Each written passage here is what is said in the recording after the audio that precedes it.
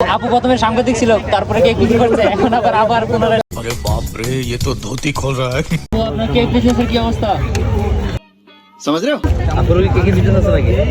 আমি করি না এখন, কেন এখন কি করেন? এখন কাস্টমার হয়ে গেছি। अच्छा তাই নাকি? আপনি এখানে আছেন রাখেন। আপু এদিকে আসেন, একটু এদিকে আসেন। আপনি হ্যাঁ আমি মনে হয় দেখছি। আরে আপু প্রথমে সাংবাদিক ছিল, তারপরে কেক বিক্রি করছে, এখন আবার পুনরায় अरे बाप रे, ये तो धोती खोल रहा है। কাস্টমার হয়ে গেছে। তো আপু কেমন যাচ্ছে আপনার দিনকাল?